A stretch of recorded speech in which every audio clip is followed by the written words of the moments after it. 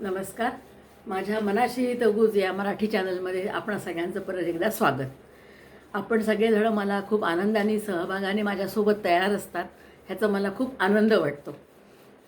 तसंच परवा मी तुम्हाला पुस्तकाबाबत बोलली होती की इंटरनेटचं ॲडिक्शन कसं काढायचं मुलांचं, यासाठी आपण काय काय उपाय करू शकतो. त्याच्यातला एक उपाय होता की चांगले पुस्तकांचा छंद मुलांमध्ये जोपासायचा.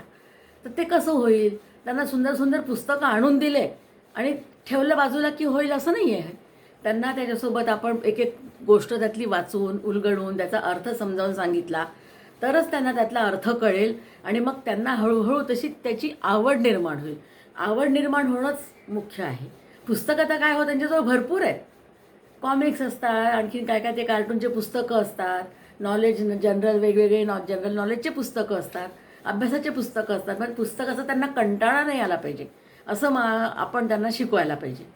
त्याच्यासाठी काय करावं लागतं? आपल्याला आपल्याला आवड निर्माण आहे झालेली असं दाखवणं म्हणजे काय, मुळात जर आपल्याला आवड असली ना तर आपण स्वतःच पुस्तकं वाचायला लागतो आणि आपली बघून मुलं वाचायला लागतात. आपण जर मोबाईल किंवा स्क्रीन घेऊन बसलो आणि मुलांना म्हणू पुस्तकं वाचा, तुम्ही पुस्तकं वाचतील मुलं असे? नाही. त्यांना वाटेल अरे मम्मी तो देख रही है टी व्ही, तो मैं क्यों नहीं देखूं, मैं दूसरा मोबाईल देखता हूँ. आजकाल घरोघरी तर माणसांपेक्षा जास्त मोबाईल झालेले आहेत. घरातला एक, दारातला एक, इकडचा एक, तिकडचा एक. कधी रिचार्ज संपलं तर एखाद्या इमर्जन्सीला पाहिजे, कधी स्क्रीन खराब झाली तर इमर्जन्सीला पाहिजे. असं करून एक दोन एक्स्ट्रा असतात आपल्या डाळ तांदळासारखे.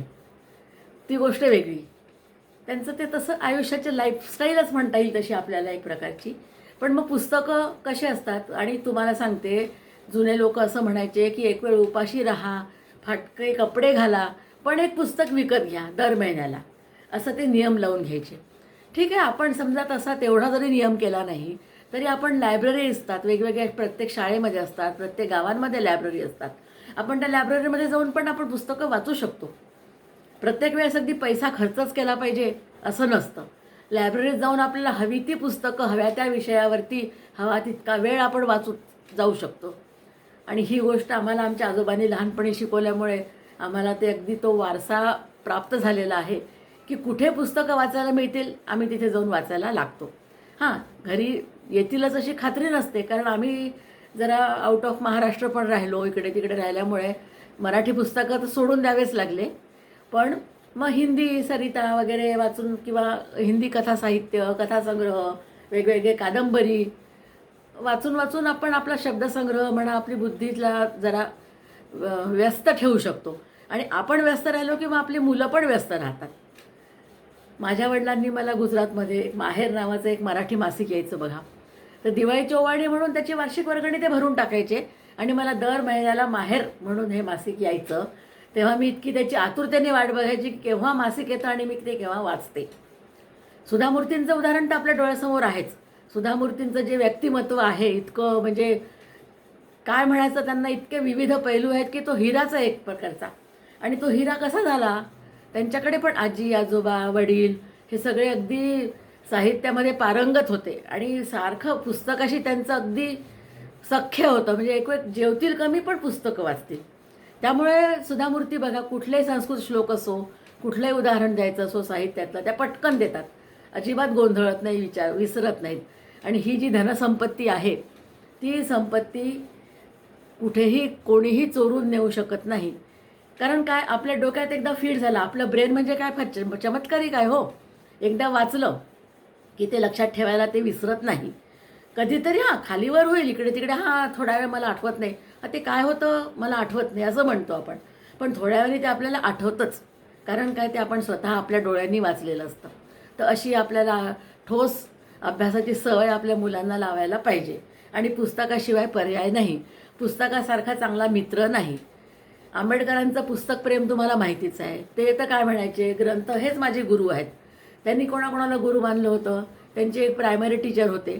त्यानंतर त्यांना एकदम जे अभ्यासाचा ध्यास लागला तो त्यांनी स्वतःच पूर्ण केला. ते तर किती अवघड परिस्थितीतून बाहेर आले होते. त्यांना काय माहीत होतं की कुठे काय मिळतं किंवा कसं काय होतं. पण हळूहळू स्टेप बाय स्टेप, पायरी बाय पायरी ते करत करत वरती चढले आणि लंडनला जाऊन बॅरिस्टर होऊन आले.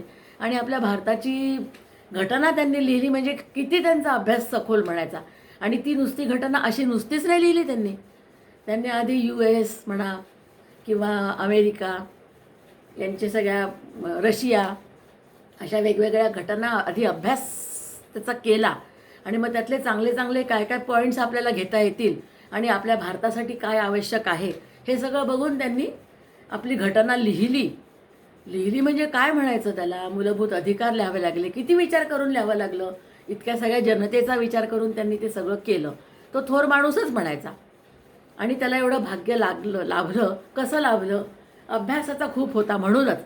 असं इतकी मोठी पदवी कोणी उगीच देत नाही हो कोणाला. आणि इतकं मोठं काम त्यांच्यावर सोपवलं होतं जबाबदारीचं, की त्या घटनेवरतीच आपला राज्यकारभार आता सध्या अजून चालू आहे. हे पुस्तक माझे गुरु, कितीतरी लोकांनी पुस्तकाचं कौतुक केलेलं आहे. आणि पुस्तक कसं आहे, तो कुठे काही खराब होऊ शकत नाही, त्याची एक्सपायरी संपत नाही.